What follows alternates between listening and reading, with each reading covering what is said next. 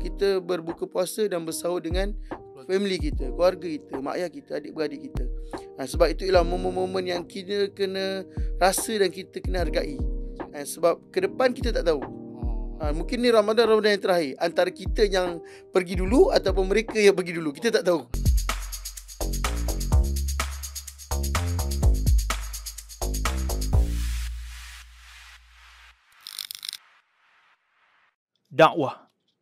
Dakwah memerlukan keberanian.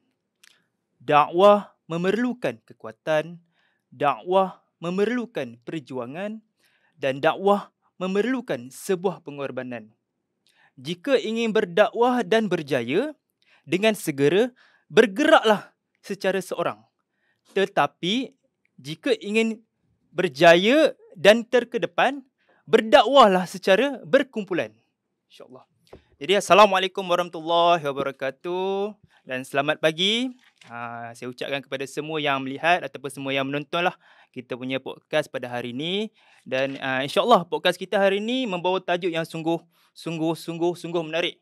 Sebab kita hari ini kita bersama dengan seorang panel yang orang kata tak asing lagi lah dalam dunia kesukarelawanan di Malaysia. Lagi-lagi di Malaysia lah. Dekat luar negara mungkin lebih famous lah cik . Allahu Akbar. Mungkin lebih famous. Mungkin kat luar negara lebih famous daripada Malaysia. Kita tak tahu. Jadi kita bawakan seorang panel yang cukup orang kata ilmu dia penuh di dada lah.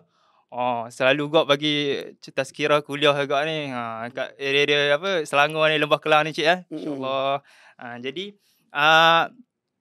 kalau hari ni program kita adalah untuk mengupas tentang tajuk-tajuk ataupun pengalaman orang kata berharga semasa misi bantuan di sebab encik panel kita pada hari ni baru saja balik daripada Turki dan juga Syria. So pengalaman yang berharga tu masih lagi fresh ya.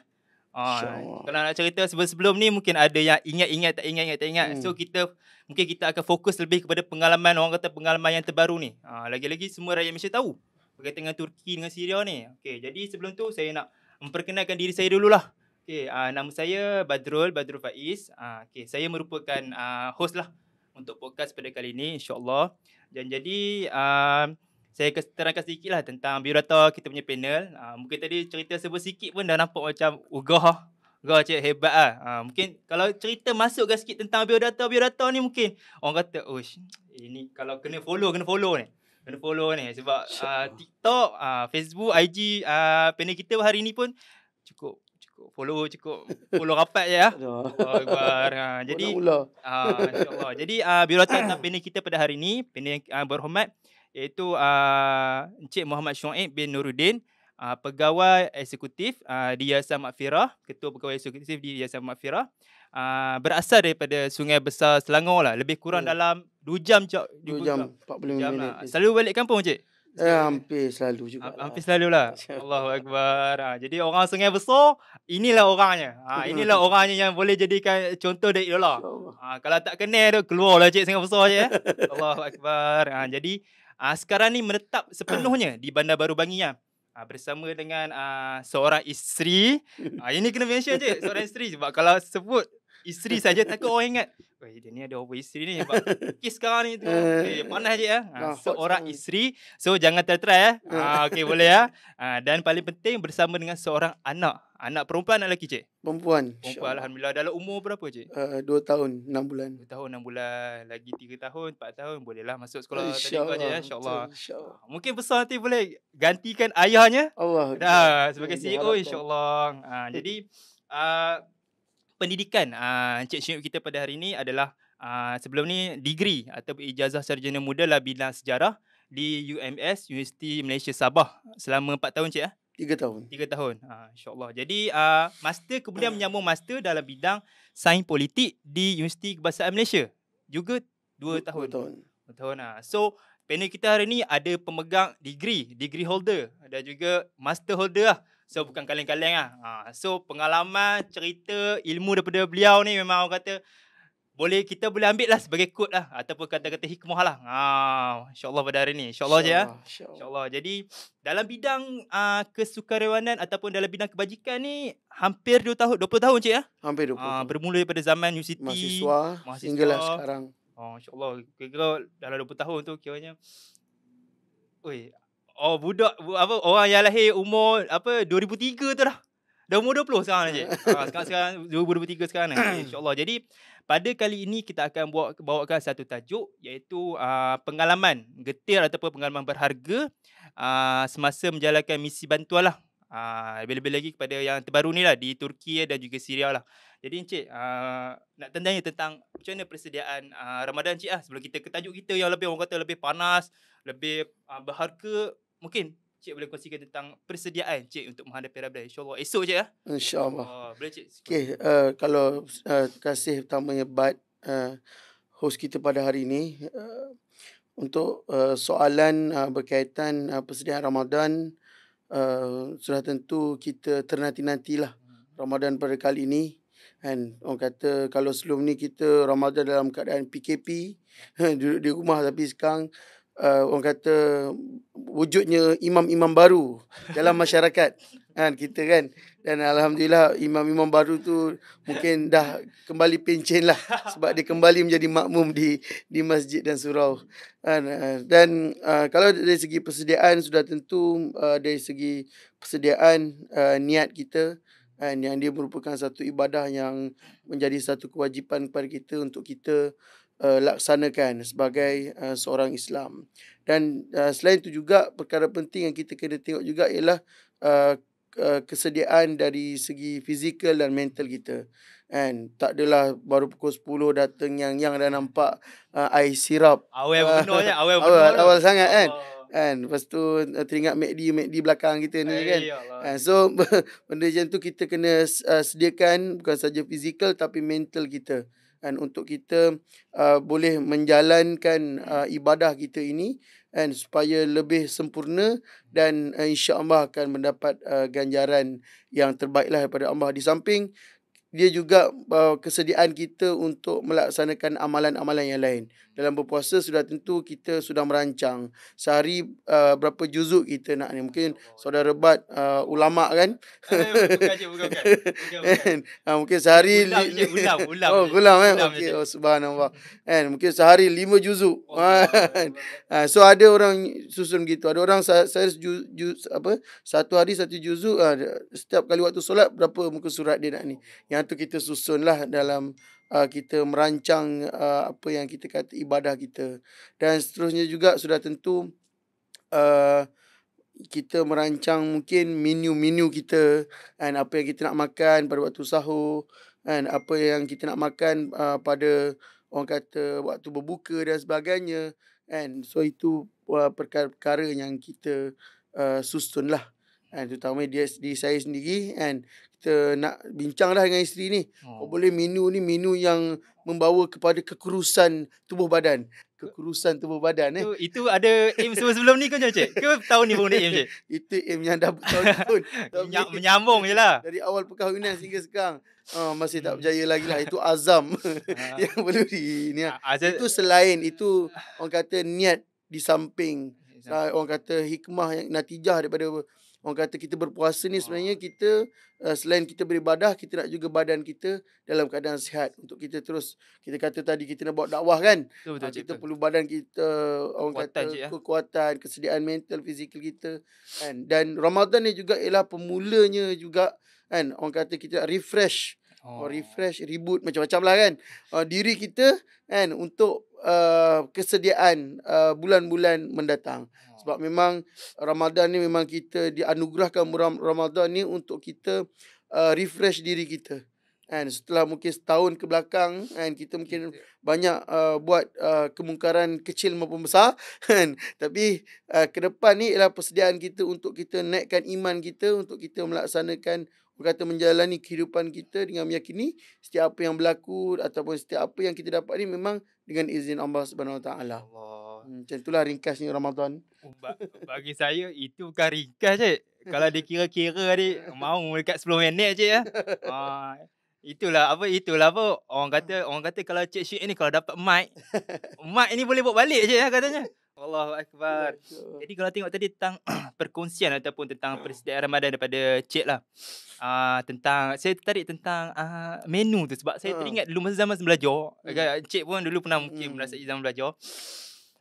Bulan Ramadan ni sibuk nak buka puasa dekat masjid. Betul. Kita masjid kita dah aim. Okey, hari ni kita aim masjid ni. Esok masjid ni. Lepas tu kalau masjid yang kita pergi sebelum tu, makanan pun biasa-biasa je. Boleh dapat kat kedai biasa je. Memang saya kalau kat masa universiti dulu, kita orang buat macam masjid hopping. Kita pergi ke beberapa masjid kan. Kita iftar kat masjid tu. Di UMS pun sama, dekat Sabah pun sama, dekat UKM lagi, di Bangi lagi lah. Kan, banyak masjid dan bukan saja masjid, surau sendiri yang orang kata memberikan pengalaman makan yang sangat orang kata memuaskan. Sebab yalah orang kata bangsa Bangi ni orang yang pemurah. Orang yang pemurah je, betul. Sebab kalau kita tengok masjid dan suraunya sangat meriah dengan makan kan. Makanan. Orang kata kalau dia boleh dijadualkan makan buka saja, dia ada sebelum, semasa buka, selepas. So 3 kali makan. 3 kali makan. Itu baru hari puasa je. Kalau hari-hari biasa je, ya Allah, macam-macam tak jumpa lah orang tu. Orang kata betul lah. Saya ada dengar ke Cik sebelum ni. Orang kata Bangi ni, Bangi Kajang Bangi lah. Syurga makanan Cik. Yes. Apa saja yang tak ada kat sini. McD nak dekat 3-4 juga saya jumpa kat kawasan Bangi Kajang kan. Itu belum dikira kedai makanan. Kedai makan western je. Pelbagai negeri. Betul Cik, betul. Negeri Sembilan, Kelantan, Johor, semua ada kat sini. Betul Cik. Macam Cik biasa pergi kawasan mana Cik kalau makan kat Bangi Cik dengan keluarga? Saya kalau dengan keluarga, kalau santai-santai tak bulan puasa, cendol Tasik Cempaka lah. Itu ada cendol, ada bihun sup dia, ada nasi ayam dia, terutama laksa dia lah. Yang memang pairing lah. Orang kata kena cendol situ, kena laksa dia. Betul Cik. Itu biasalah kalau di Bandar Baru Bangi ni. Tasik tu lah. Banyaklah tempat lain kalau dicerita nanti tak habis nanti. Makan ke? Makan. Ke lepas tu ada jogging ke sebelum tu? Itulah. Datang saja untuk makan je. Niat tu nak makan lah. Dia tak jadi jogging. Niat awal tu insya-Allah rasa orang kata sebelum jogging tu nak makan dulu kan. Bagi tenaga kan. Tapi bila dah berjumpa dengan pairing tu Cik ya. Dah alhamdulillah lah terus balik. Alhamdulillah. Kadang lupa kita dah kat mana ni. Nak jogging ni, nak exercise ni. Cik kalau bulan Ramadan ada kadang-kadang turun jogging Cik ataupun ada buat aktiviti sukan-sukan dengan Cik? Kalau aktiviti kadang-kadang pernah juga dulu sebelum ni, kalau sebelum PKP tu, kalau sebelum buka puasa tu kadang-kadang saya turunlah lari sikit-sikit.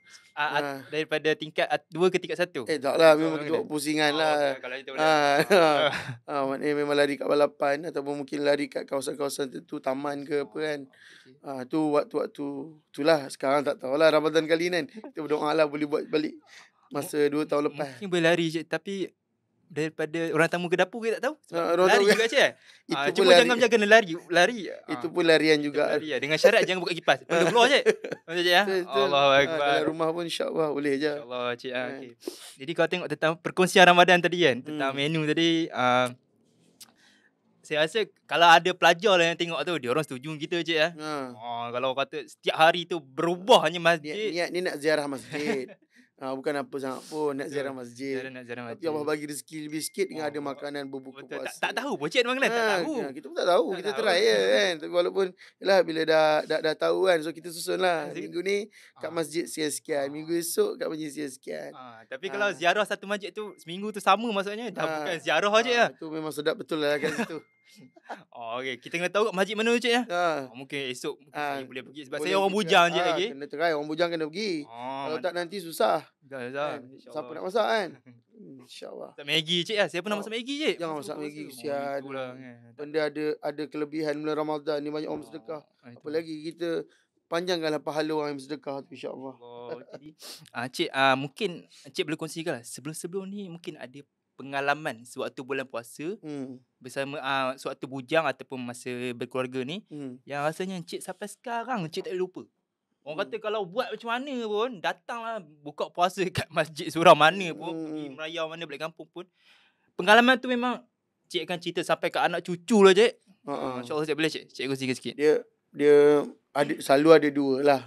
Pertama, pengalaman mungkin pertama, kalau boleh saya kongsikan, kalau pada saya ada dua lah pengalaman yang mungkin kita perlu hargai dari kita kecil sampailah ke besar. Iaitu pertama, kita berbuka puasa dengan mak ayah kita. Itu benda yang dari kecil sampai ke besar, dan kita kena faham, kita tak tahu sampai bila kita mampu berada dalam suasana itu. Boleh jadi Ramadan ni tak sempat. Kita tak tahu. Saya terasa. Baru kehilangan mungkin lebih memahami. Kan, saya tak pernah kehilangan, saya tak tahu perasaan tu macam mana. Sebab bila itu ujian lah. Tapi perkara yang mungkin kita tak boleh nak lupakan ialah kita berbuka puasa dan bersahur dengan family kita, keluarga kita, mak ayah kita, adik-beradik kita. Sebab itu ialah momen-momen yang kita kena rasa dan kita kena hargai. Sebab ke depan kita tak tahu. Mungkin ni Ramadan yang terakhir. Antara kita yang pergi dulu ataupun mereka yang pergi dulu. Kita tak tahu.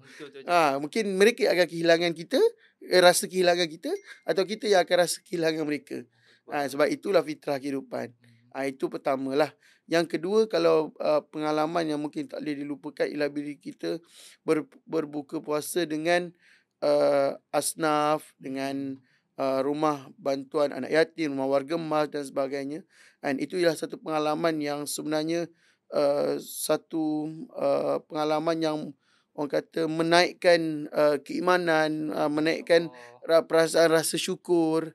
Sebab apa? Sebab kita ni walaupun kita susah mana pun sebenarnya, ada lagi ramai di luar sana, banyak di luar sana yang kehidupan mereka lebih mencabar. Dan cabaran dia tu lebih daripada kita. Kita dah rasa dah kita ni bujang kan, tak ada orang masak dan sebagainya kan.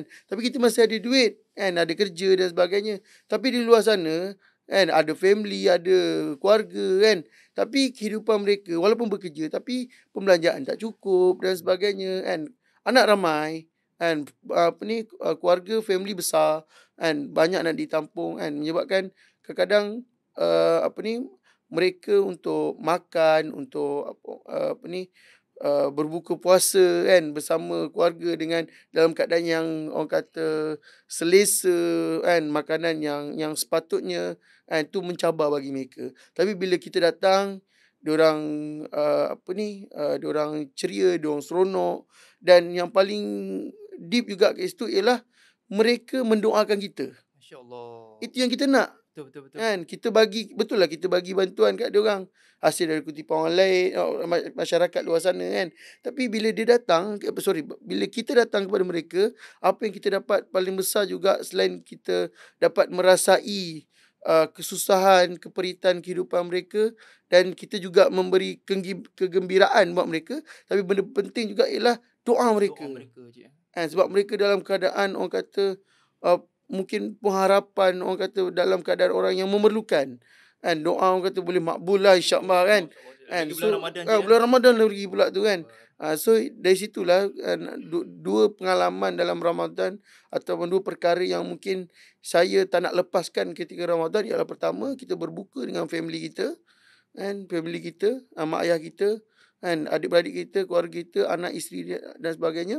Dan juga yang kedua ialah kita berbuka puasa ataupun kita memberi bantuan kepada mereka yang memerlukan, terutama pada bulan Ramadan.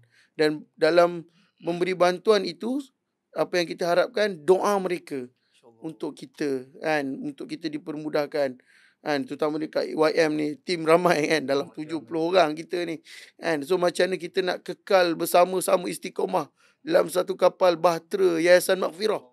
Kan, orang kata wadah dakwah anda ni macam mana kita nak deepkan ataupun cairkan kepada masyarakat. So kena doa minta kekuatan daripada para penerima sumbangan kan, supaya dia beri kekuatan kat kita supaya mendapat ganjaran yang setimpal dan sebagainya kan, supaya kita jadi insan yang terbaik lah, supaya kita rasa bahawa kehidupan ini memang kita ada peranan yang besar untuk diri kita sudah tentunya, tapi kita juga ada peranan besar untuk kita bantu masyarakat kat luar sana yang memerlukan. Masya-Allah cik. Apabila kita membantu orang, boleh minum boleh cik, saya. Allahu Akbar. apabila kita membantu orang, Hmm. insya-Allah Allah akan bantu kita, Cik. Betul. Apabila kita memudahkan urusan orang, Hmm. insya-Allah Allah akan memudahkan urusan kita balik, Setuju? Cik ya. Hmm. Insya-Allah. Jadi poin yang pertama, Cik, tentang keluarga, Cik. Ha. Allahu akbar. Saya tersentuh sikit lah sebab tahun ni baru nak merasa berbuka puasa dengan dengan ibu saja. Ayah Ha. saya baru saja meninggal kan. So Allah. mungkin agak berbeza sikit lah, Cik, sebelum-sebelum ni lah. Betul. Mungkin saya akan bawa ibu saya buka puasa kat sini. Allah tak tahu macam mana. Mungkin buka puasa Buka puasa kat ni. kan. Macam Tak ada masalah. Benda tu ialah macam mana kita nak menghargai. Kan. Cara tu tak ada masalah kan. Mungkin Bat baru kehilangan ayah dan sebagainya. Itu sebenarnya ujian yang besar dalam kehidupan. Sebab itulah orang kata sampai level tahap kematian ni ialah ujian pengakhiran kepada ujian. Betul. Itulah last. Yalah, sebab kita faham kematian, lepas kematian amalan kita amalan kita semasa kehidupan saja. Lepas je nyawa kita ditarik tu dah selesai lah.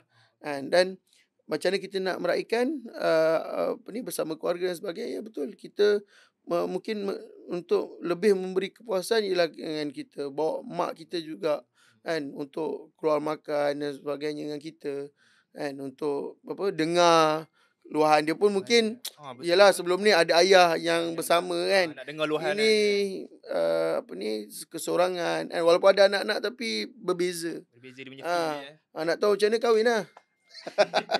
Itu poin dia, Cik. Itu poin dia. Udah panjang melebar, itu poinnya. Ya Allah. Saya kena aim kat mak saya lah. Aim kat saya juga. Allahu akbar. InsyaAllah. Allahu akbar. Apa nama cakap tentang perkongsian tadi, Cik cakap tentang memberi bantuan atau memberi makanan kepada golongan-golongan yang memerlukan golongan asnaf lah. Rasanya sebelum ni kalau Cik bagi bantuan ataupun bantu mereka dari segi beri makanan, macam mana keadaan Cik? Diorang rasa macam mana? Diorang rasa happy ke ataupun masa Cik datang mula tu macam mana, Cik? Dia mereka ni sebenarnya dia perasaan mereka yang menerima bantuan ni sudah tentu mereka berasa sangat gembira, sangat seronok, sangat bersyukur. Dan sebab apa? Memang terutama fasa COVID dan sebagainya ni sebelum ni kan, memang ada yang orang kata kehilangan pekerjaan, sumber kewangan hilang dan sebagainya. Dan ada yang suami atau isteri meninggal, ayah meninggal, mak meninggal mungkin disebabkan COVID. And so waktu yang kita bantu mereka itu ialah dalam keadaan mereka mencari-cari kan, siapa yang nak bantu kami. Mungkin ada family diorang, yes kan, tapi apa lagi kan, siapa yang datang kepada kami, bagi semangat, dengar luahan hati kami, perasaan kami kan. Orang kata ada healing, tenang macam itulah kan. Macam itulah kan. Macam mana nak siapa yang nak santuni kami kan. Bila datang kita memberi bantuan, kita bukan datang bagi bantuan semata-mata okey kak dapat tahniah, dapat pack pack iftar ataupun pack makanan asas. Tak. Tapi kita secara tak langsung sebenarnya mentarbiah mereka. Maknanya menasihati mereka. Betul, cabaran tu bukan kat kita. Tapi orang kata kekuatan tu masih ada kat kita. Kan? Kita kena jadi orang yang memberi manfaat dekat orang yang memerlukan manfaat. Sebab tu bila iman kita tengah naik, kita kena nasihat orang. Sebab itu yang baru zuk sampai ke hati ni. Kan? Dia bukan, orang kata kata-kata tu bukan hanya lahir daripada di kepalanya, tapi dia ikhlas daripada hati dia. And so bila kita datang kepada mereka, para penyumbang ini, kita bukan hanya bagi barang-barang sumbangan, tapi kita juga menasihati, mengingatkan kepada mereka bahawa kehidupan ni seterusnya bagaimana, pengharapan ni kepada siapa sepatutnya kita perlu letak.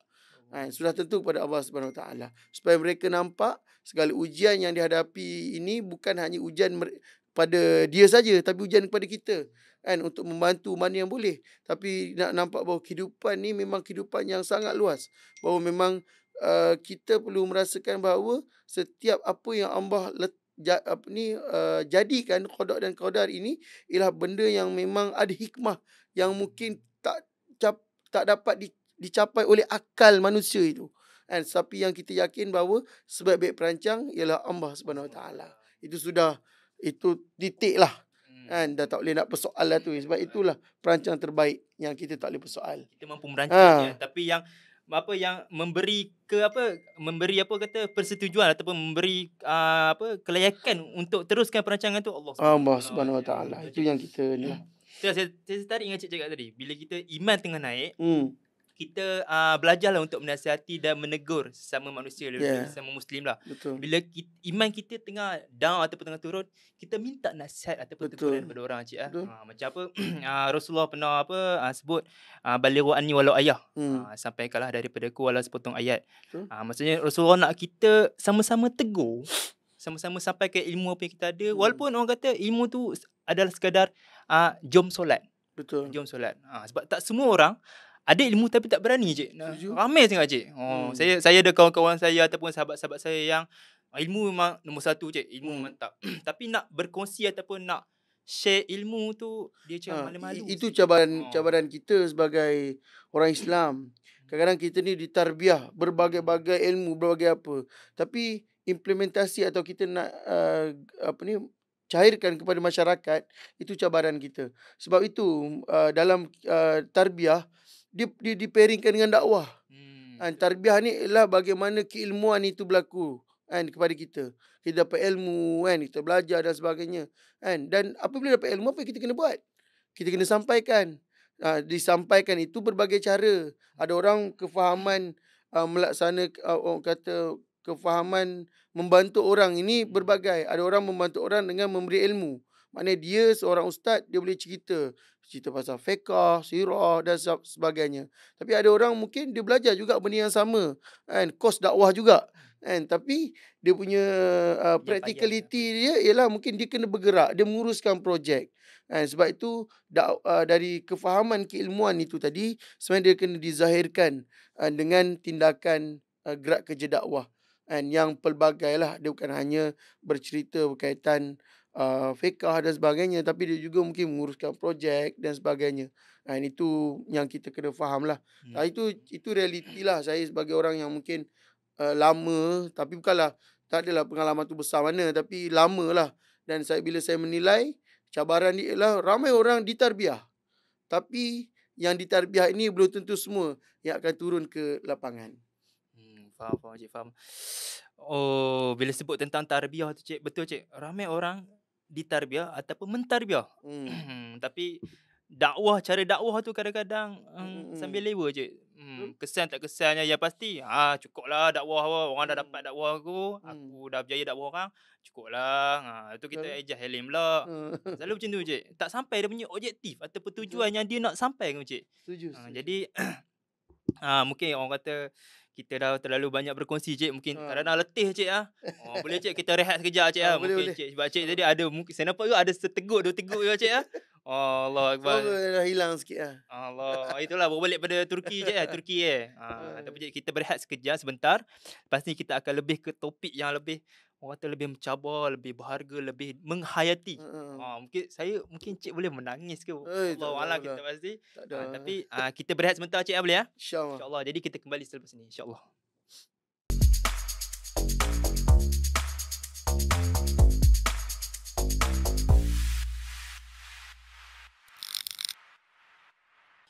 Okay, bertemu lagi kita dalam podcast YM yang kita mengupas tentang pengalaman berharga ataupun getir semasa misi bantuan lah, yang dilaksanakan ataupun yang dijalankan oleh Encik Syuib lah, CEO Yayasan Waqfirah. So tadi kami berdua dah berceloteh, berkongsi banyak tentang Ramadan, persediaan Ramadan, persediaan tentang nak berbuka kat mana, cik. Itu paling penting lah. Itu persiapan dakwah, tarbiyah dan sebagainya lah. Jadi untuk second round ni, cik, cik macam mana? Cik rasa macam mana? Semangat ke ataupun? Semangat ni. Semangat cik. Jadi second round ni orang kata lebih boleh push lah. Sebab orang kata baru fresh je. Fresh lagi. Mungkin dalam seminggu dia lepas je. Tak ada, baru 2-3 hari. 2-3 hari lagi fresh. Orang cakap kalau cerita tu betul daripada hati dengan saya takut jiwa cik ada kat sana lagi. Badan mungkin kat sini, jiwa kat sana. InsyaAllah. Ada sempat dalam masa 2-3 hari ni ada sempat balik kampung atau macam mana, cik? Tak Sempat jumpa sempat dengan balik keluarga kampung, lah, belum keluarga lagi. dia. Tak apa. InsyaAllah minggu ni. InsyaAllah minggu ni, cik. Bolehlah kita ramai-ramai serbu rumah. Okey. Jadi insyaAllah untuk sekarang ni kita akan pergi ke kita punya tajuk yang lebih hangat, lebih menarik, iaitu pengalaman getir ataupun pengalaman berharga lah semasa menjalankan misi bantuan lah. Jadi Encik Syuib lah sendirilah. Kita lebih kepada misi bantuan di Turki dan juga Syria lah yang baru-baru ni mereka semua diuji dengan satu cabaran dan ujian daripada Allah SWT, gempa bumi lah yang meragut ataupun yang meragut hampir 1,000 jiwa, cik, di sana. Lebih lagi, cik. Lebih lagi, cik. 50,000 orang. 50,000 orang terkesan, cik, dengan keadaan tu. Jadi cik sendiri bersama dengan tim yang sama Firas sampai 3 orang, cik. Pergi ke sana, orang kata dengan berbekalkan dengan tenaga fizikal, rohani, dan juga barang, dan juga orang kata mental, cik lah. Mental tu lagi sebab nak tinggalkan keluarga, nak tinggalkan kawan-kawan semua, adik-beradik semua dekat Malaysia untuk pergi membantu dekat sana. Dekat sana pun saya rasa belum lagi, cik, baik kan? Belum lagi. Saya Masih masa lagi dengar dalam proses pasca gempa. Pasca gempa. Maksudnya Proses kadang-kadang pembersihan, ada pembersihan runtuhan. Untuk mungkin ada pembinaan baru lah kot nanti. Di bekas, orang kata bekas-bekas runtuhan tu. Tapi gempa tu masih ada lagi, cik? Gempa kalau ikut kami, kalau sepanjang di Turki tu sebanyak 2 kali lah gempa. Gempa masih lagi gempa susulan. Tapi dia lebih kepada 4 skala Richter dan sebagainya lah. Dia tak sekuat yang awal-awal tu lah. Sebab dia gempa susulan. Macam tu lah. Jadi kalau pergi sana, cik, orang kata takut tu ada rasa lagi, cik. Masa cik pergi sana takut tu. Takut orang kata tiba-tiba kita pergi sana bagi bantuan, tiba-tiba kita pun terlibat sekali, cik. Tapi alhamdulillah selamat, cik, semua. Kejap lagi cik akan kupaskan lagi dengan pengalaman, insyaAllah. Okay, jadi kita nak teruskan dengan kita punya tajuk lah, ataupun kita punya topik pada hari ni berkaitan dengan pengalaman berharga tu. Jadi kita teruskan dengan soalan yang pertama lah. Mungkin cik boleh berkongsi lah apa yang bantuan yang telah disampaikan di sana. InsyaAllah cik boleh. Okay, alhamdulillah kita YM telah orang kata pergi ke sana selama hampir seminggu jugalah. Dari 10 hari bulan sehinggalah 18 hari bulan tu kita dah sampai ke Malaysia lah. Dan barangan bantuan yang kita salurkan kepada mangsa gempa bumi di Turki dan juga Syria ini antaranya ialah tilam dan selimut dan juga barang makanan asas. Itu di antara barang-barang lah yang kita salurkan hasil daripada sumbangan para penyumbang lah di luar sana yang memberi kepercayaan kepada kita YM untuk menyalurkan sumbangan kepada mangsa gempa bumi di Turki dan Syria. Jadi dari bantuan-bantuan semua barang tu dibawa daripada Malaysia ataupun dah tersedia di sana? Okey, kita sebenarnya ada rakan kerjasama di Turki yang bekerjasama dengan kita lah. Maknanya daripada perjalanan kita ke mana tempat yang nak diagihkan dan sebagainya, mereka yang susun. Dan barang-barang juga mereka yang tetapkan lah. Maknanya kita letakkan beberapa bajet dan mungkin beberapa request daripada kita, barang apa yang sesuai, dan mereka cuba susun lah. Alhamdulillah lah, barang-barang yang kita hajatkan untuk kita agihkan kepada mangsa gempa bumi di sana tercapai lah. Maknanya macam saya sebut tadi, ada tilamnya, ada selimutnya, ada barangan makanan asas, barangan pembersihan dan sebagainya. Benda tu tersedia lah dan disediakan oleh rakan kerjasama di Turki. Jadi semasa barang bantuan tu masih sampai kat sana, kiranya dah tersedia kat sana, cik lah? Yes, dah tersedia. Maknanya dia dah tersedia dalam gudang yang kita kena hanya loading dalam lori. So mungkin boleh tengoklah kat update daripada kami di Telegram kan. Memang keadaannya dalam keadaan yang menggunung kan. Barang-barang tu sangat banyak. Alhamdulillah lah.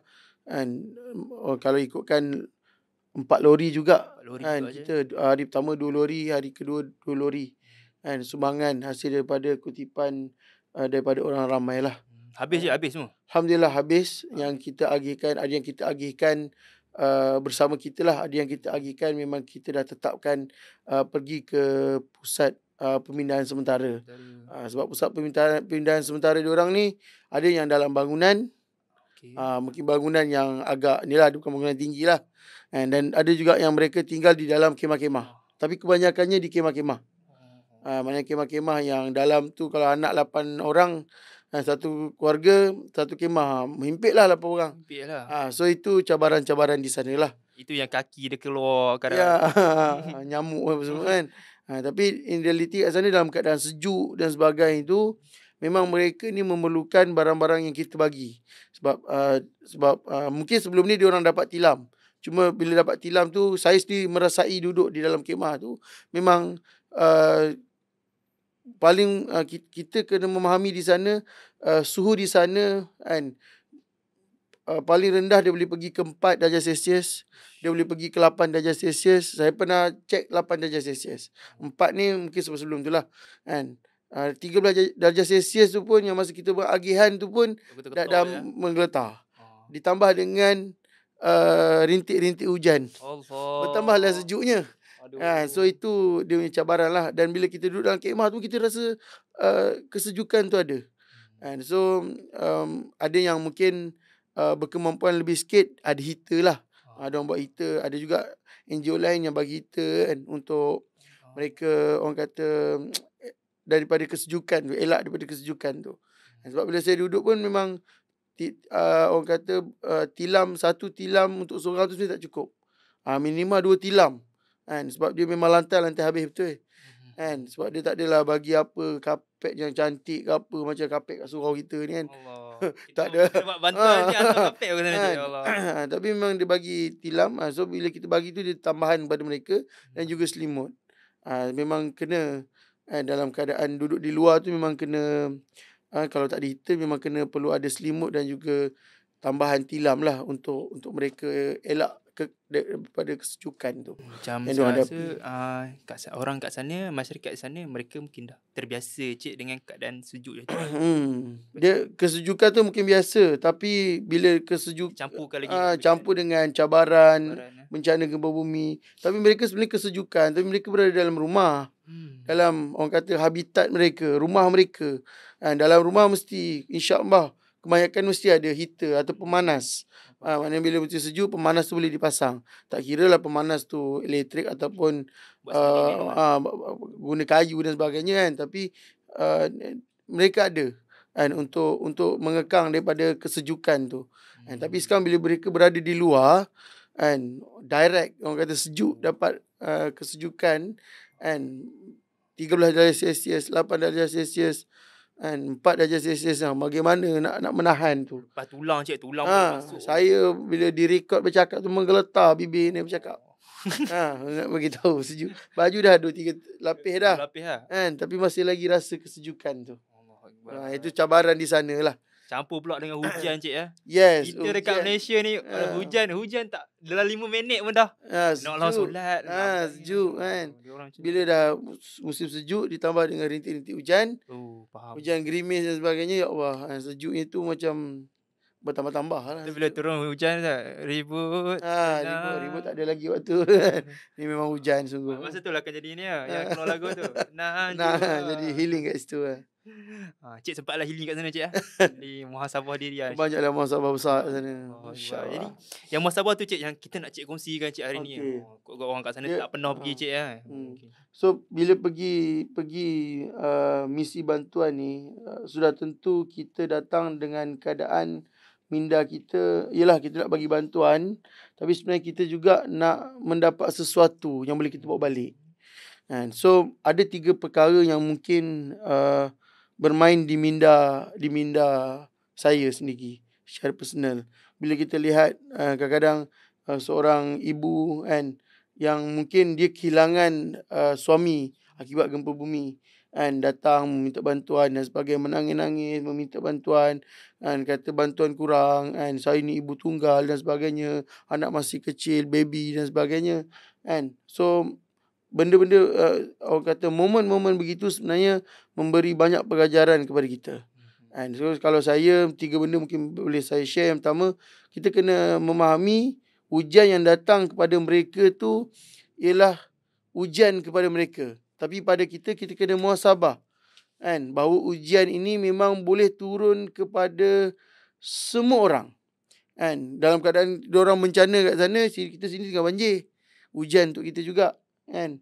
Maknanya dalam fasa pergi ke misi bantuan itu, kita kena lihat orang yang ditimpa musibah itu ialah ujian bagi mereka. Tapi ujian dan keadaan mereka itu ialah menjadi muhasabah kepada kita. Kan? Bagaimana kita memahami kehidupan, apa yang kita rasa syukur, apa yang kita orang kata bagaimana kita mensyukuri kehidupan kita.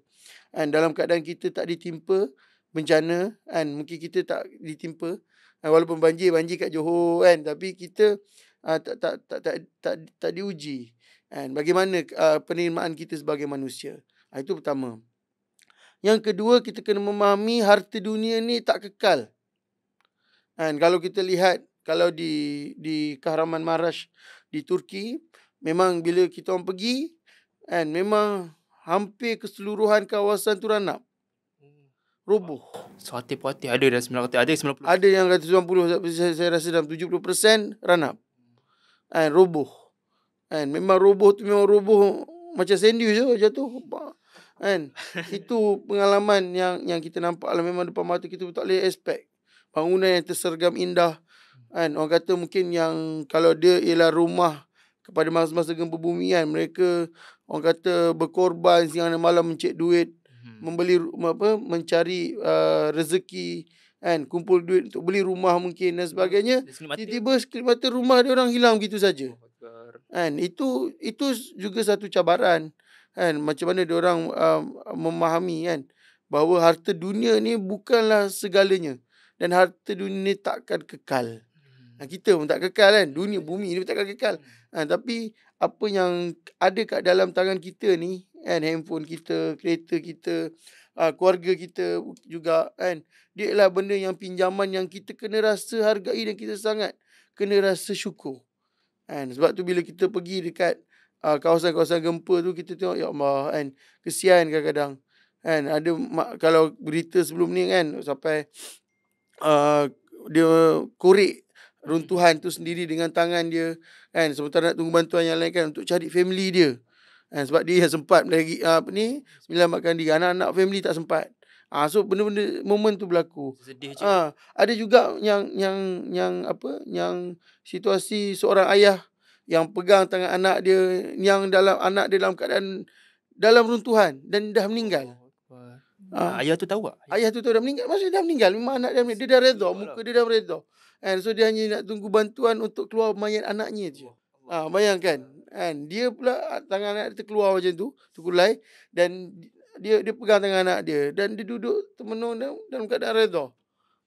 Itu harta yang hilang. Harta ni yang kita faham bukan harta rumah apa semata-mata. Tapi family kita juga ialah harta. Dan itulah perasaan-perasaan yang mungkin kita kena cuba dapat dan muhasabah daripada misi-misi bantuan. Dan yang ketiga yang mungkin saya juga boleh share juga ialah kita kena yakin Allah ialah segalanya. Kan, setiap apa yang berlaku, setiap saya bercakap hari ni pun Allah yang izinkan. Kan, ilmu orang kata perkataan, idea-idea yang dalam kepala saya, dalam hati saya yang keluar ni ialah semua Allah yang izinkan. Itu realiti. So itu kita kena rasa bahawa tindakan kita kan, orang kata kita kena berhati-hati, jangan lari daripada syariat yang Allah tetapkan. Sebab kalau kita lihat, kalau mengambil muhasabah daripada gempa di Turki ni, memang ada satu situasi seorang ibu, seorang nenek. Dia dalam runtuhan runtuhan, dia di tengah-tengah. Dia di tengah-tengah. Dia minta air. Bila dia minta air, kan, para penyelamat ingat dia nak minum air. Rupanya dia bukan nak minum air, tapi dia nak ambil wuduk. Aku nak ambil wuduk, aku nak air, saya perlukan air, saya nak ambil wuduk, kan, untuk untuk solat. Nak nampak bahawa bagaimana kita kalau kita diuji, bagaimana, kan, orang dalam keadaan masih di dalam runtuhan, belum diselamatkan, belum dikeluarkan lagi, tapi berfikir untuk solat, kan, untuk doa kepada Allah SWT, untuk minta keampunan, kan, mungkin ada dosa yang kita tak nampak, kan, itu mungkin pemikiran ataupun kefahaman yang nenek tu alami, kan, yang boleh menjadi pengajaran besar kat kita sebagai orang yang mungkin kurang ujian ini. Ujian kita banyak, kita kadang-kadang hilang kunci, dah hura dah. Gelabah je kan, hilang kunci, kan, hilang handphone, dah hura hidup. Dan bagaimana kita lihat, kan, dalam keadaan diuji dengan gempa itu masih lagi berfikir, kan, untuk solat, untuk doa, untuk minta kepada Allah SWT, kan, walaupun segala sekalipun. So itu 3 lah. Yang pertama yang saya cakap tadi, yang penting juga ialah ujian buat mereka tapi muhasabah buat kita. Dan yang kedua, harta ni bukanlah segalanya, dan harta ni hanya sementara. Dan yang kedua, yang ketiga, kan, dalam kehidupan kita Allah lah segalanya. Itu 3 poin utamalah muhasabah, kan, yang kita boleh dapat daripada hasil daripada misi. Nak cerita perjalanan misi, saya rasa semua orang boleh tengok kat mana-mana. Orang bagi bantuan sekian-sekian, kan, bagi bantuan penyelamat dan sebagainya, kan. Itu banyak orang cerita. Tapi mungkin yang kita nak bawa ni ialah ibrah daripada pengalaman misi tersebut, kan, untuk menjadi mungkin pengajaran, mungkin jadi ingatan kepada diri yang bercakap ni juga, dan juga orang ramai di luar sana. 3 poin ataupun 3 pengalaman, 3 perkongsian yang tadi Cik cakap tadi tu, orang kata tak semua orang dapat kecuali mereka merasai. Betul Cik lah. Syarat dia kena merasai. Jangan sekadar dengar. Kadang kita dengar orang cakap, kita feel tu lain macam sikit, kurang sikit. Tapi bila kita merasai, pergi sana, feel dia lagi tambah Cik lah. Allahu Akbar. Tapi tertarik juga tu Cik, saya cakap, yang pertama sekali tu, ujian buat mereka tapi muhasabah buat kita. Ujian orang lain, Allah bagi kat ujian orang, Allah bagi ujian kat orang lain untuk kita terima muhasabah ataupun ibrah daripada ujian mereka. Kita punya kadang-kadang kita punya ujian ataupun kita punya cabaran menjadi ibrah ataupun muhasabah kepada orang lain. Betul. Kita tak tahu sama apa, kita tak tahu. Itu kuasa Allah je. Itulah circle kehidupan. Kehidupan je. Allahu Akbar. Dan last kali Cik cakap tadi, yakin bahawa Allah adalah segala-galanya. Ramai orang bila jadi sesuatu, kenapa Allah bagi macam ni kat aku, kenapa Allah bagi macam ni kat saya. Dia menyalahkan Allah pula. Dia rasa Allah lah punca untuk segala masalah yang dia dapat. Yes. Okay. Tapi orang kata, mungkin orang cakap masalah tu Allah yang wujudkan, tapi Allah tak wujudkan masalah semata-mata. Allah wujudkan juga penyelesaian dengan hikmah dan juga daripada isu yang kita je Cik kena fikir je. Betul. Jadi kita kena cari nilai negeri sembilan. Bukan negeri sembilan. Kan, dari segi ujian tu pasti akan ada natijah daripada ujian itu, sudah pasti akan ada hikmah yang saya cakap tadi kita tak boleh bayangkan. Apa dia punya kesan dia. InsyaAllah. Cik pun rasa kalau Cik diberi pilihan lah, Cik diberi peluang, nak lagi tak Cik pergi sana? Sudah tentu, sebab dia ialah peluang yang sangat berharga, sangat bernilai, untuk kita sendiri. Mungkin yalah kita nak semua orang pergi ke sana, sudah tentu tak mampu, tapi dari segi kita yang mungkin ada peluang dan ruang nak pergi, kena bawa balik satu pengajaran, 1, 2, 3 ibrah, untuk di-share. Sebab kalau sedih, bila tengok dengan gambar pun boleh jadi sedih. Tapi macam mana real perasaan bila berada dalam situasi, dalam suasana, dalam keadaan tempat bantuan yang kita berikan tu, so dia secara tak langsung akan memberi kita lebih perasaan bagaimana orang kata hikmah ataupun muhasabah lah yang kita boleh dapat daripada misi yang kita lalui itu. Gitulah. InsyaAllah, insyaAllah. Kan. Bolehlah pergi bab lepas ni. Allahu InsyaAllah. Akbar. Kalau YM ajak je. Boleh Nak insyaAllah. pergi sendiri, Allah nak balik Perak pun. Kadang-kadang tengok lu duit je. Allahu Akbar. InsyaAllah. Jadi mungkin Cik boleh kongsikan lah antara tempat-tempat yang Cik lawat semasa Cik kat sana lah. Okay, kalau tempat gempa bumi Turki Syria ni berlaku di selatan negara Turki lah. And kalau di Syria di utara Syria. And kalau di Turki kami tak sempat nak masuk Syria, ada beberapa faktor lah. Tapi kami memberi bantuan hanya di Turki, tapi untuk Syria tu rakan kerjasama kami bantulah untuk masuk ke kawasan yang terjejas. So kawasan yang menjadi fokus kepada kami ataupun memang fokus ke banyak NGO ialah besar dia ialah kawasan Gaziantep. Gaziantep ni dia ada satu istana yang sangat lama. Umur istana tu lebih kurang mungkin hampir atau sampai mungkin lebih 2000 tahun. Lama Cik. Dan bayangkan istana yang menjadi hazanah sejarah kan, mungkin orang Islam kan, hancur begitu saja. Allah. Kan, maksudnya roboh di beberapa bahagian. Mana istana yang besar di atas bukit di Gaziantep tu, dia punya ada beberapa binaan dia roboh. Dan kita nampak jelas lah robohnya beberapa binaan tu. Dan itu menyedihkan kita lah sebab ini hazanah yang kita ada untuk menjadi ibrah kepada kita. And peranan istana ini bagaimana di Gaziantep. And mungkin dia ada satu sejarah yang besar. And sebab seingat saya, sepaham saya, tempat tu juga ialah tempat menjadi kunjungan para pelancong untuk melihat mungkin orang kata apa yang ada kan, yang boleh ditunjukkan di istana tersebut. Tapi sekarang dah ditutup disebabkan runtuhan tersebut. Masih lagi runtuhan berlaku kat sana? Tak, dia runtuhan tu dah berlaku lah, tapi runtuhan tu agak teruk lah. So satu kawasan istana tu ataupun sebahagian? Dia kita kata mungkin 60%. Sebab kalau ikut dia punya pagar batu dah hampir hancur lah. So yang kat dalam tu saya tak pasti sebab tak nampak. Tapi kalau ikut dari luar tu kita dah nampak lah dia agak teruk. So itu yang berlaku lah di Gaziantep. Mungkin keluar sikit daripada Gaziantep, kita pergi ke Islahiyah. Yang mana Islahiyah ni ialah hari pertama kita memberi sumbangan. Yang mana memang kiri kanan memang habis ranap lah bangunan. Dan mereka ditempatkan di satu kawasan lah. Yang mana kat situ ditempatkan kemah-kemah mereka. Ada juga pusat rawatan perubatan pun ada kat situ. Maknanya Alhamdulillah lah kerajaan Turki sangat cepat dan sangat responsif dalam membantu rakyat mereka. Dan kita sebenarnya rakyat Malaysia yang datang, NGO yang datang ni ialah menampung, menambah lagi bantuan-bantuan yang perlu ada. Itu Islahiyah. Dan yang seterusnya kami pada hari kedua memberi hagihan di kawasan Kahramanmaraş.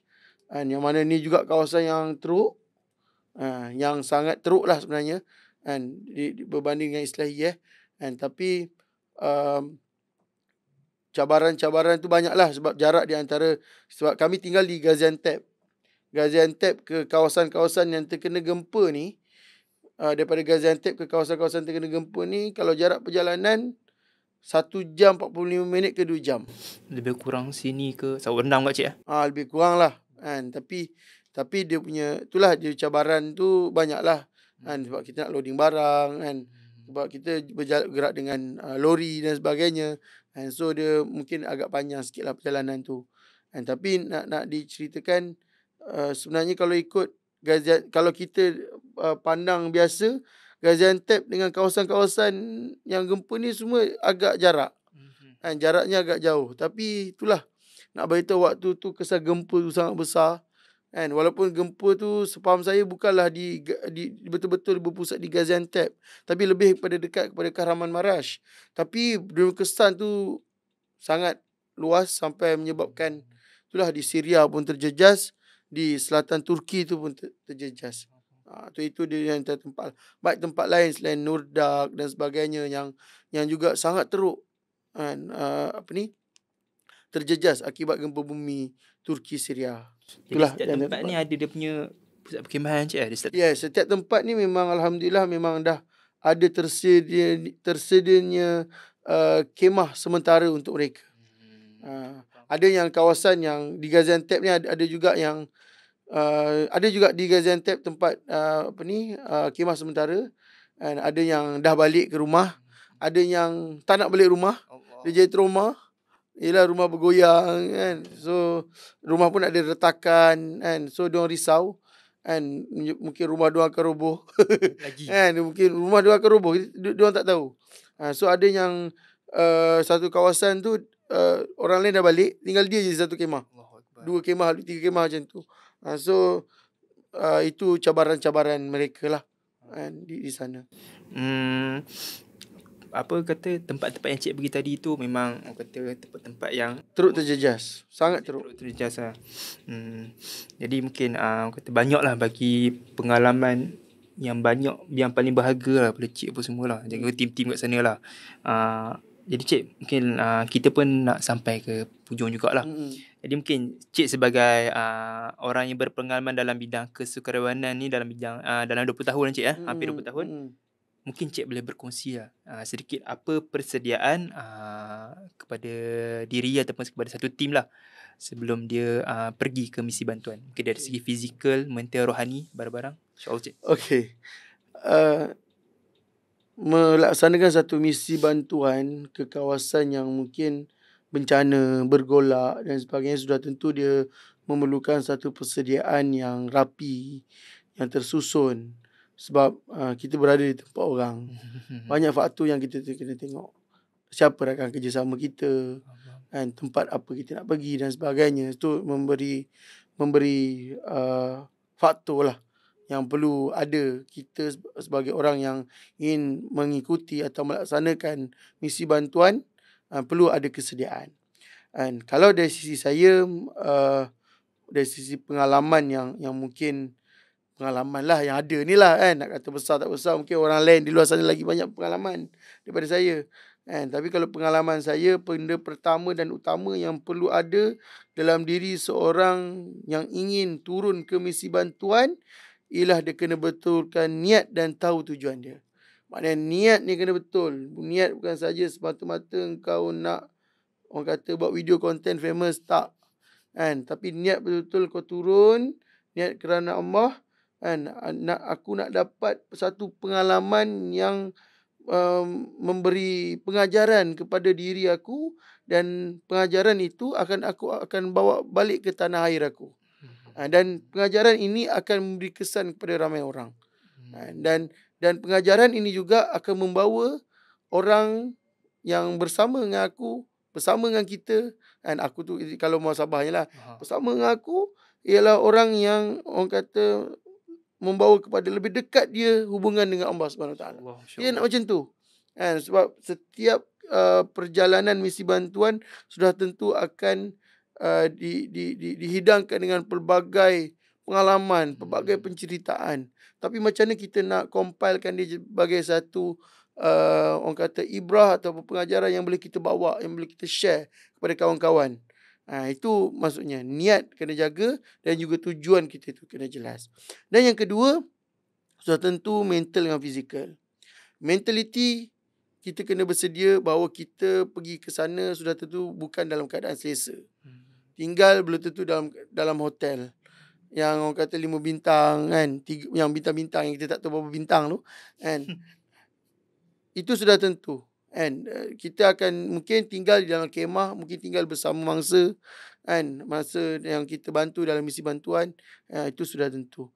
Maknanya kesediaan mental tu ialah kita kena berada dalam keadaan mental kita, aku pergi sana sudah tentu aku dalam keadaan susah. Sebab kita nak merasai cabaran orang kat sana ni. Takkan kita nak duduk kan, orang cakap request kemah kena ada aircon, kena ada tak ada lah kan. Perdana Menteri jangan sebut. So itu mental. Juga fizikal kita. Kan sebab bila mental dan fizikal kita ni bersedia, kan ya fizikal kita sejuk dan apa semua kan. Kalau kita tak bersedia, kan dia akan bagi kesan kepada mungkin kita akan tertinggal mungkin kita akan tertinggal pengalaman-pengalaman dalam misi. Sebab apa? Sebab fizikal kita tak sedia. Macam mana mensediakan fizikal? Bukan saja kena fit dan sebagainya, tapi kita perlu juga menyediakan pakaian-pakaian yang sesuai. Janganlah pergi misi bantuan dah tahu sana 8 darjah Celsius pakai baju selai. Pakai baju Melayu. Baju Melayu tak ada masalah. Boleh je dalam ada baju yang lain kan, long john apa semua tu. Kan tapi janganlah pakai baju t-shirt selai kan macam ni kan. Memang awal gerak kan, memang awal memang demam lah. Hari-hari tak boleh nak buat apa kan. So kita hilang pengalaman tu. Itu yang kedua. Yang ketiga, ni sangat penting. Kan yang memang kita di Malaysia pun bila kita turun misi bantuan di kawasan-kawasan banjir di negara kita, kita kena buat benda ni. Iaitu apa? Iaitu kita kena kaji tentang latar belakang lokasi yang bakal kita bagi bantuan. Tempat yang kita akan turun misi bantuan tersebut. Sebab kalau kita tak faham geografi, demografi masyarakat kat situ, dia akan memberi kesan kepada orang kata gerak kerja kita untuk memberi bantuan. Sebab bila kita memahami demografi, memahami geografi kawasan yang kita nak beri bantuan tu, sudah tentu bantuan yang kita akan agihkan itu akan sampai betul-betul ke golongan sasar dan yang sepatutnya. Bukan kita agih datang lalu ya nak roti, nak beras bagi-bagi, tak. Kita memang bagi. Itu di antara kawasan. Dan juga rakan kerjasama yang boleh dipercayai. Kita kena tengok latar belakang dia, bukan skamer. Selain tu juga mungkin juga mungkin pemuka ataupun ketua kampung, ketua kawasan, ketua karya situ. Siapa yang orang kata menjadi rujukan. Paling mudah kalau kita kat negara kita ni masjid ataupun KRT dan sebagainya. Itu di antara ni lah. Dan yang seterusnya, yang biasa mungkin orang ni ialah yang keempat, iaitu bawa kelengkapan yang cukup lah. Dia berkait dengan untuk fizikal dan mental kita, ubat-ubatan kita yang sesuai, pakaian kita yang sesuai, barangan yang mungkin yang sesuai yang perlu dibawa, wang yang cukup. Sebab kita kena bersedia. Sebab boleh jadi kos di sana boleh berubah dalam masa sehari. Mungkin kita setuju 10,000. Sampai kat sana mata wang berubah. Harga barang dah lain. So dia menyebabkan perubahan-perubahan tersebut dan menyebabkan kita perlu tambah kos. Tapi memang dia ialah dalam tanggungjawab kita lah, menyediakan orang kata kos-kos tambahan sekiranya perlu. Itu dia lah. Dan yang kelima, sudah tentu mungkin ini agak benda-benda yang simple, iaitu cenderia hati. Sebab kita ni datang sana dalam keadaan kita tak tahu kita jumpa siapa. Kita bawa lah 2-3 jenis cenderia hati. Kalau mungkin jumpa nenek yang tua di tepi jalan. So mungkin kita boleh bagi selendang untuk dia sejuk kan. Kalau kita jumpa kanak-kanak, kita boleh bagi gula-gula. Coklat. Sebab diorang suka benda-benda macam tu. Sebab bila saya datang pun, diorang minta coklat dan sebagainya kan. Kalau nak bagi duit, nak tebak duit kan macam tak mampu sangat. So tu paling mudah benda-benda macam tu lah. Maknanya benda-benda selendang yang boleh diorang pakai kan. Lepas tu kalau jumpa budak-budak, bagi buku pun boleh juga. Selain bagi coklat tadi kan, kita bagi buku. Sebab setengah diorang ni nak pergi sekolah, tapi sekolah dah tutup dan sebagainya kan, disebabkan gempa kan. Tapi diorang juga nak menulis, nak belajar, nak membaca dan sebagainya kan. Tapi benda tu tak ada. So benda-benda macam tu juga kita boleh beli kan, untuk kita sediakan untuk bawa ke tempat lah, ataupun lokasi misi bantuan tu lah. So itulah mungkin 5 yang mungkin saya boleh share berdasarkan pengalaman-pengalaman yang mungkin sedikit ni lah, yang Allah bagi peluang dan ruang saya untuk masuk ke beberapa segmen masyarakat. Alhamdulillah saya dah masuk ke pedalaman Sabah kan, ke negara-negara Nusantara, dan juga alhamdulillah Allah bagi peluang ke negara-negara Timur Tengah seperti Turki dan Syria ini, yang sebenarnya memberi tambahan lagi. Sebab bila berkata berkaitan persediaan, itulah persediaan ni asasnya.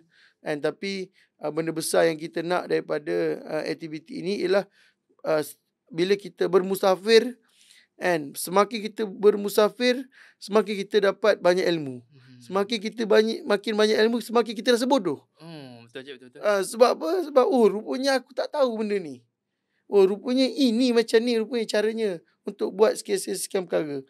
So itu dalam perjalanan permusafiran itu sudah tentu banyak ilmu yang kita dapat. Dan bila dapat banyak ilmu, sudah tu kita rasa Allah selama ni aku sangat jahil. Kan? Banyak benda yang aku tak tahu. Banyak benda yang sebenarnya kita perlu selongkar lagi. Kan? Sebab dunia ni macam orang kata luas. Kan? Orang kata jauh perjalanan, luas pemandangan. Itulah betul lah tu. Maknanya jauh perjalanan, luas pemandangan. Dan daripada pemusafiran itu kita akan dapat banyak ilmu. Dan dari situ daripada ilmu itu dia akan menzahirkan satu natijah yang sangat hebat mungkin untuk diri kita dan juga untuk hasil daripada kefahaman diri kita sampaikan orang, dan ramai orang akan dapat kesan kebaikan daripada mungkin ilmu baru dalam kita bermusafir, dalam kita terutama dalam kita melaksanakan misi bantuan kepada mereka yang memerlukan. Saya pun baru tahulah susu baru cik lah. Susu kalau sampai 8 darjah Celsius apa semua boleh sampai cik 8 ke 4 darjah Celsius tu. Tadi Cik Syed dah berkongsi lah sedikit persediaan lah kalau kita nak masuk ke dalam misi bantuan kemanusiaan ni. Macam sebelum ni tahun lepas saya masuk ke misi bantuan di Hulu Langat.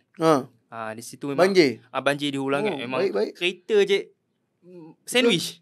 Kereta atas kereta. Betul. Udah ya Allah tengok. Ada yang seperangkap je dalam kereta. Di Turki masa hari Rabu 13 hari bulan, tak silap saya 13 ke 14 14 atau 15 hari bulan, kan, mereka dah kena gempa, kan, rumah roboh ranap, tapi Allah uji lagi diorang dengan banjir. Allahu Akbar. Tiba-tiba entah macam mana berlaku, kan saya cakap dia ada hujan, mungkin ada kawasan yang hujan yang agak lebat dan menyebabkan banjir kilat. Macam tadi cerita kereta kan. Ada satu video kereta hanyut ni, orang ada dalam tu. Dia sebut Allahu Akbar. Dia tingkap dah buka dah. Dia boleh turun tingkap, tapi kepala dia terkeluar dah Allahu Akbar je. Kereta dia dah macam tak tahulah dia hanyut. Memang nampak dia tak tahu macam mana nak. So itu cabaran-cabaran lah. Kalau di Turki selepas gempa bumi, cabaran dia orang ialah banjir. Tapi tak semua tempat lah. Dan yang berlaku banjir itu juga ialah tempat yang memang berlaku gempa. Dan ada yang kemah yang dihanyutkan air juga disebabkan banjir tersebut. Itu cabaran-cabaran besar lah saudara Islam kita di Turki. Uish, saya dengar tadi pun, ya Allah aku banyak cabarannya. Cik mungkin dalam masa kita pun nak sampai ke akhir. Mungkin dalam masa seminit atau 2 minit mungkin cik boleh beri kata-kata akhir ataupun nasihatlah kepada masyarakat di luar sana, lebih lagi masyarakat di Malaysia lah. Tentang mungkin mengajak orang untuk menyumbang ataupun berpuasa ke macam ni cik. Baik, terima kasih banyak Bat hari ini menjadi host kita, sangat baik hari ni. Alhamdulillah kita sebenarnya orang kata tak sampai 24 jam, hari masuk kejap lagi kan. Kalau betul diumumkan malam ni kita tarawih kan. Masya-Allah kan. Cik tarawih kat mana cik? Insya-Allah tarawih di surau di Parkmen. Imam? Imam tak. Kita jadi makmum. Imam yang sebelum ni kita dah pencin sebelum ni. Cik lah antara golongan. Saya lah di antara orang yang pencin tu. Kan. So kita dalam kehidupan kita sudah tentu kita akan mencari-cari perkara yang akan mampu membimbing kita. Di antara tindakan ataupun perkara yang boleh membimbing kita untuk memahami kehidupan ialah dengan misi bantuan, misi kemanusiaan. Dan Ramadan ni kalau ikut kita di YM kan, mungkin Bat pun tahu, Bat pun banyak susun program kan untuk pusat komuniti kita. Alhamdulillah, saya tengok perkembangan yang sangat positif lah bila orang kata insan seperti Bat ni masuk ke dalam Yayasan Maghfirah dan menggerakkan pusat komuniti kita untuk kita lebih membumi kepada masyarakat. Dan bulan puasa ni sudah tentu banyak program-program yang kita laksanakan untuk menyantuni mereka yang memerlukan. Memang kita nak sebab Yayasan Maghfirah ni tagline dia wadah dakwah anda. Bila kita kata wadah dakwah anda ni, dia menjadi wadah dakwah untuk semua lapisan, semua pihak, kan, Golongan. siapa saja, semua golongan.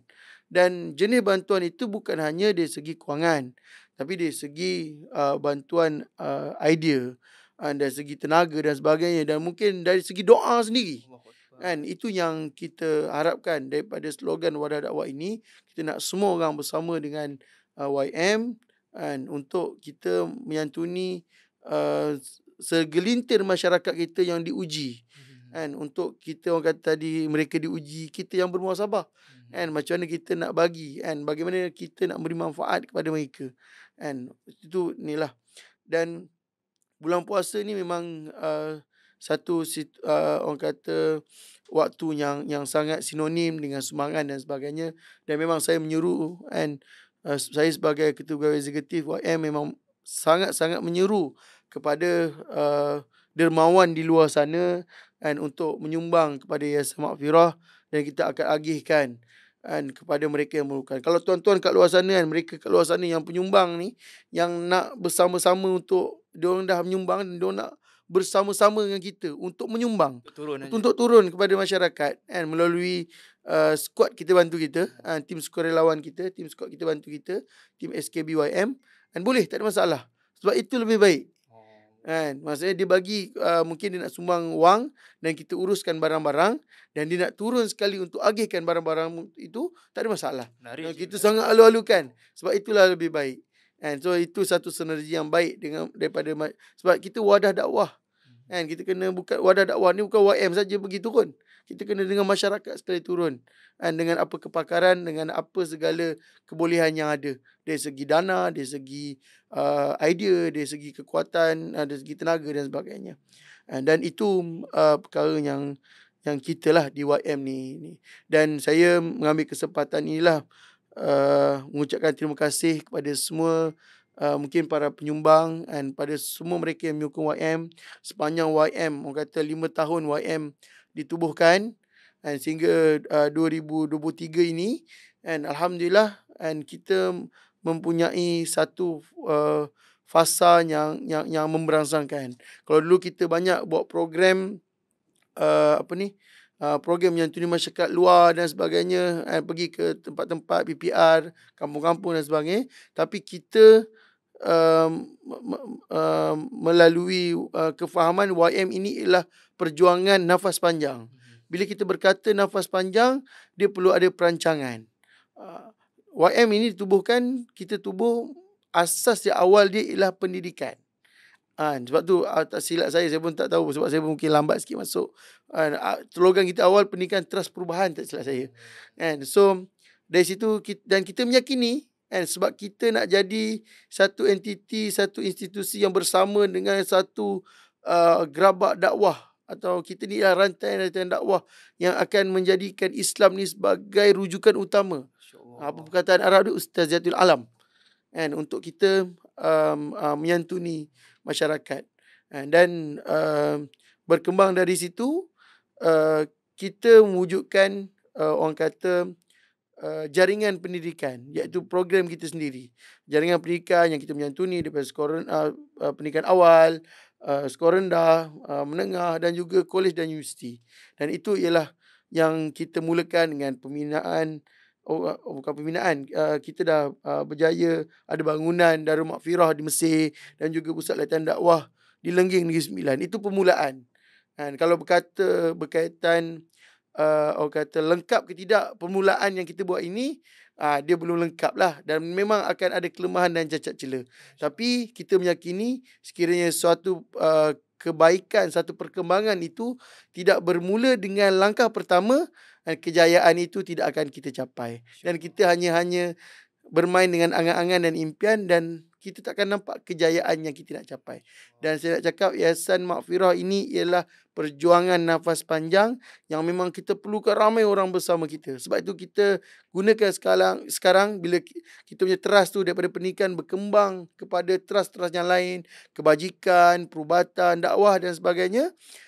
Kita ubah slogan kita kepada wadah dakwah. Maknanya kita ialah tempat ataupun base kepada orang di luar sana untuk melaksanakan gerak kerja dakwah. Dengan bagaimana? Dengan mungkin dengan dana, dengan tenaga, dengan idea dan sebagainya. So itu sajalah yang InsyaAllah. mungkin saya boleh share secara ringkas. Orang kata, "Uish, ini kalau dapat waktu lama lah cik, sedap lah cik bagi ni." Tapi tak apalah. Mungkin orang kata mungkin perkongsian yang cik bagi hari ni, cik share kepada hari ni mungkin permulaan cik. Mungkin lepas ni kita akan ada lagi lah perkongsian. Boleh, insya-Allah. InsyaAllah. Jadi Seronok bercakap. nak cakap je. Itulah. Jadi terima kasih banyaklah kepada Sama-sama. Cik Shuib, Ketua Pegawai Eksekutif Yayasan Mafira atas kesudian bersama dengan podcast YM pada kali ini. InsyaAllah lepas ni kita akan perbanyakkan lagi panel-panel yang mungkin menarik.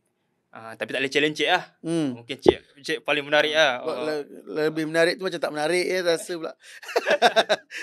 Sebab cik hari ni pun kongsian cik pun cukup InsyaAllah. bertenaga tu. Semoga dipermudah. Jadi insyaAllah perkongsian kita pada hari ini dapat memberi ibrah ataupun dapat memuasabahkan diri siapa yang melihat lah YouTube ni ataupun channel ni ataupun video ni. Jadi kami di podcast yang bertemakan santai, berhikmah dan juga kontemporari dan juga santai tapi sampai. Itu paling penting cik. Santai kita santai tapi sampai apa kita nak sampai kepada masyarakat insya-Allah. Jadi itu saja untuk kita pada kali ini podcast. Jadi mungkin saya nak akhiri dengan sedikit pantun cik . Sila. Umat Islam hidup bersaudara. Bantu membantu kewajiban bersama. Allah. Kewajipan bersama. InsyaAllah.